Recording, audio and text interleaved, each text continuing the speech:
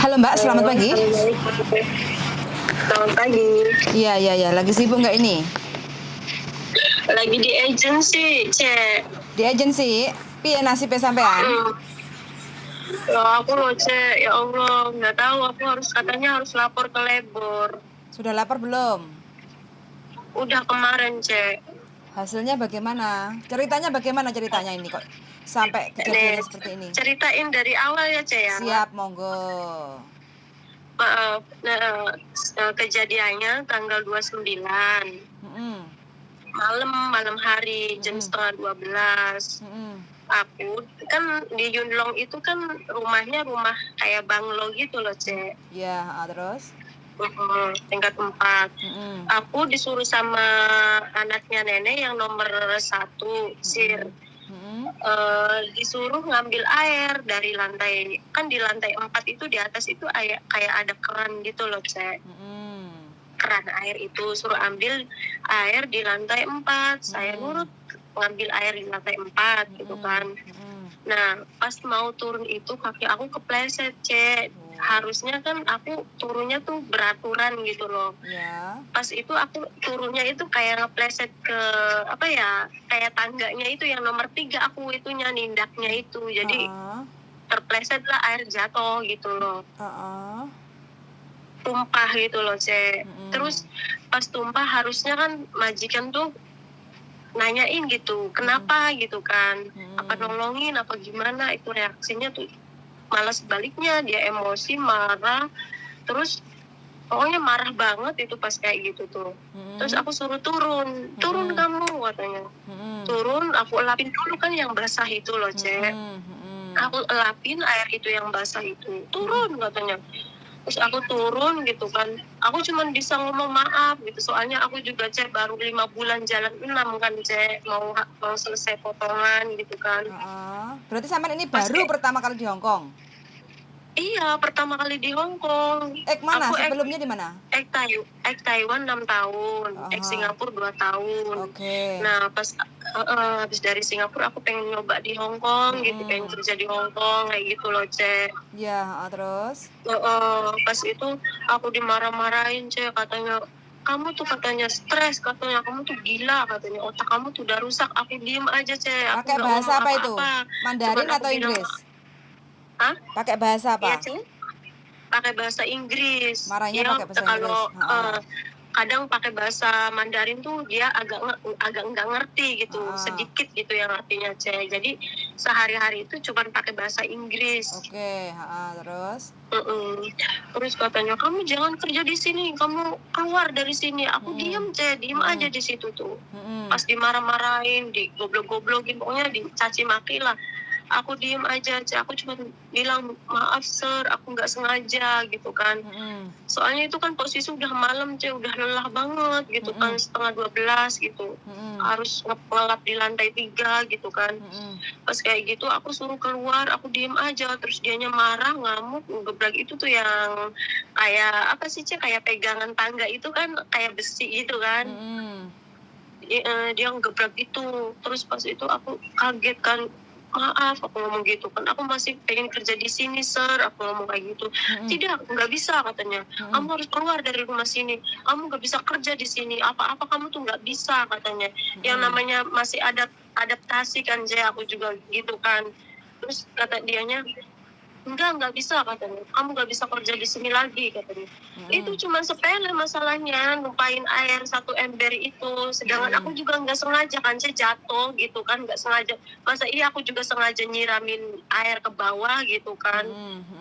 Pas kayak gitu aku disuruh keluar Jam berapa dari itu? pintu gitu kan, keluar kamu katanya. Di pas pintu masuk itu kan, di pas keluarnya itu ada gerbangnya loh, Cek. Ada gerbang kayak tertutup gitu, pintu gerbang tertutup gitu. Pas kayak gitu aku diem di depan pintu yang mau masuk itu, bukan di luar gerbang, yang bukan di tempat apa sih kayak pintu masuknya itu. Aku diem aja di situ, Cek. Nah, majikan yang marahin aku itu naiklah ke lantai 2, ngambil baju-baju saya, dilemparlah baju-baju saya ke saya itu di luar itu. Jam berapa Aku itu, Mbak? diem di situ. Jam berapa? Jam berapa kejadiannya? Dilemparin jam 12.30, jam 12.30, pokoknya 12:30 lah, Cek. Oke, terus? Terus sedangkan posisi HP saya itu lagi nggak megang HP, soalnya kerja saya tuh, Cek, nggak boleh pegang HP sampai selesai istirahat kadang jam setengah satu istirahat, kadang jam 1 istirahat, kadang jam setengah 2, Cek. Terus selama itu aku nggak megang HP, Cek, pas ya maksudnya selama kerja itu nggak pegang HP. Pas kayak gitu aku dibuangin kan baju-baju aku di luar gitu kan sama dia, di luar pintu masuknya itu, bukan di luar gerbangnya loh, Cek, di luar pintu masuknya itu. Pas kayak gitu aku bilang, "Sir, sorry, aku mau ngambil HP," gitu kan. HP aku di lantai 2, soalnya kamar aku sama nenek itu di lantai 2, Cek. Terus pas kayak gitu, "Oke lah, kamu ambil HP kamu," katanya. "Terus kamu cepetan keluar lagi," katanya. Jangan di sini, jangan di dalam. Ini rumah saya, bukan rumah nenek," katanya gitu. Oke, aku ngerti ini rumah kamu dalam hati, tapi aku nggak ngomong, Cek, nggak ngomong sama sekali aku, karena posisi aku juga ibaratnya bawahannya dia gitu kan. Aku juga pengalaman kerja gitu, maksudnya ngehargain kalau dia marah-marah gitu kan.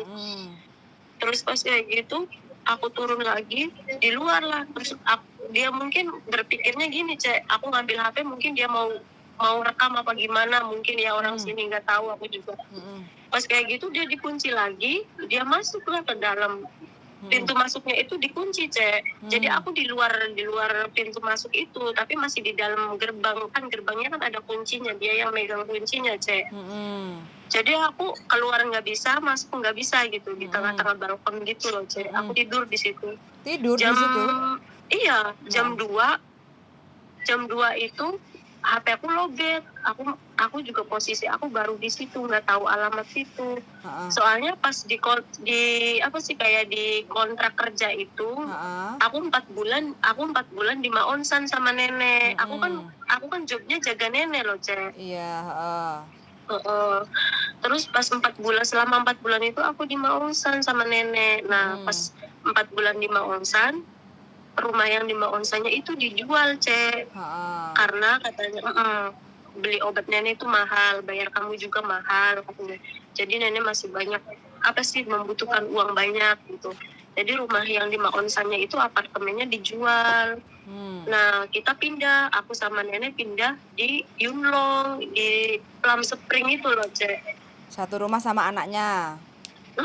Satu rumah sama anaknya. Yang anaknya tuh yang laki-laki, sama menantunya, sama cucunya umur 28 tahun, cowok. Jadi kita itu serumah berlima sekarang. Oke, terus habis itu sampean keluarnya jam berapa? Keluar dari majikan? Iya, Cek. Keluar dari rumah majikan kan sampean diusir. Terus kejadiannya terus sampean positif keluar majikannya kapan? Tanggal berapa? Tanggal 29 pagi, Cek. Oh, paginya suruh keluar. Oke. Paginya suruh keluar. Jadi pas jam 2 itu HP aku lobet kan, Cek. Aku cas, aku telepon agent gitu kan, tapi nggak ada yang angkat gitu. Aku cuman punya nomornya ya itulah ya. Terus pas kayak gitu aku telepon nggak ada yang angkat, jadi aku telepon pihak PT, Cek. suruh ngubungin agent gitu, bahwa aku tuh di sini tuh posisi aku kayak gini gitu, bantu aku gitu, aku harus kayak gimana gitu kan. Jalan satu-satunya kan hanya agent, Cek. Siap. Ada respon nggak dari PT? Dari PT ada respon? Ada, Cek, ada respon. Terus kata dianya, kamu datang aja ke boardingnya gitu, ke boarding agent katanya. Terus pas posisi itu kan malam, Cek, bis itu nggak ada di pas daerah situ tuh. Terus? Bis nggak ada, taksi juga nggak ada, sedangkan posisi saya nggak pegang uang, Cek. Cuman aku harus minta tolong ke siapa gitu kan. Aku bingung, Cek, pas mau telepon temen aku yang satu komplek sama majikan aku itu. Terus? Kan aku cuman punya kontak dia yang di situ, yang satu komplek. Pas kayak gitu HP aku lobet, Cek. HP aku lobet, pas di balkon itu kan ada pas colokan kipas kayak gitu loh, Cek. Aku ngecas HP di situ dulu jam 2 tuh. Pas jam 2 aku ketiduran, Cek, sambil nunggu HP penuh gitu kan. Tidur aku di situ, Cek, di pas balkon itu yang yang apa sih, majikan ngebuang-buang baju aku tuh. Aku tidur di situ sampai jam 5, Cek. Aku ketiduran di situ tuh. Dari jam 2 sampai jam 5. Terus majikan yang ngusir aku tuh jam 5 bangun gitu. Maksudnya turun, buka pintu masuknya itu loh. Buka pintu, dia ngerokok. Aku cuman bilang good morning, sir. Tapi dia nggak ngejawab, Cek. Diem aja. Terus? Diam aja dia tuh. Terus ngebuka pintu gerbang sama kuncinya. Pintu gerbangnya tuh dibuka sama kuncinya itu. Dengar nggak, Cek? Terus pas gitu dibuka kan pintu gerbangnya itu sama dia. Terus kuncinya tuh nggak dicopot sama dia, sengaja digantungin gitu loh, Cek. Pas kayak gitu diem aja dia. Aku ngomong selamat pagi gitu, nggak jawab, dia diem aja sambil mukanya kayak muka marah, kesel kayak gitu loh. Terus, tapi aku diem aja di situ, diem aja nunggu. Siapa tahu gitu, aku berharapnya siapa tahu dia udah kamu masuk kerja gitu kan. Aku berharapnya gitu loh, Cek. Nunggu sampai pagi. Pas kayak gitu jam 5 lewat 13 menit apa berapa ya, dia masuk lagi ke apa sih namanya, dalam rumahnya dia. Terus dikunci lagi itu pintu masuknya itu loh, Cek. Jadi aku mau masuk lagi nggak bisa gitu. Terus nah pas kayak gitu kata Cece yang aku kabarin yang satu komplek itu, Cek. Cek, yang satu komplek itu, Cek katanya, kamu masih di situ, aku masih di luar, aku nggak boleh masuk kata aku gitu. Tapi pintu gerbangnya dia buka.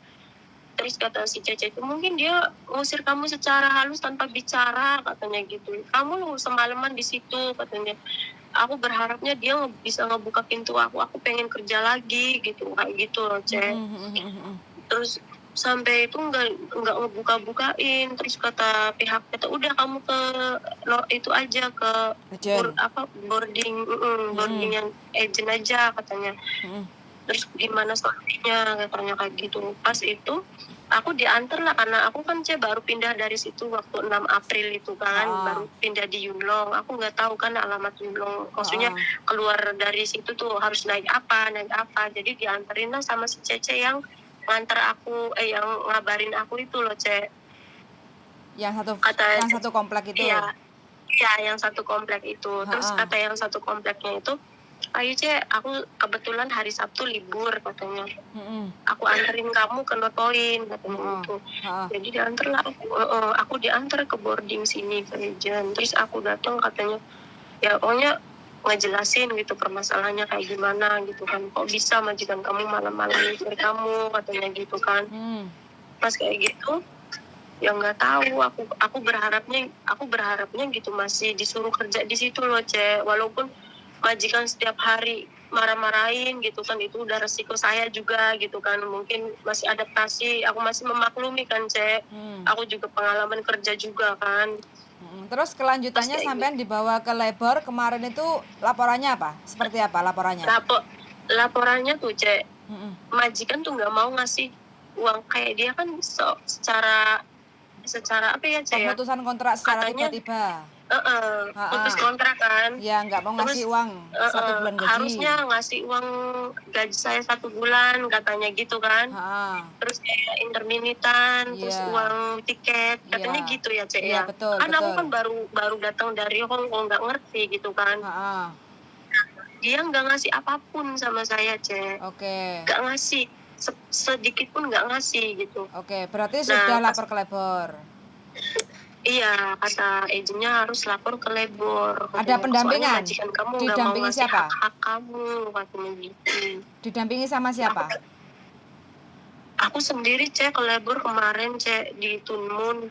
Sendiri?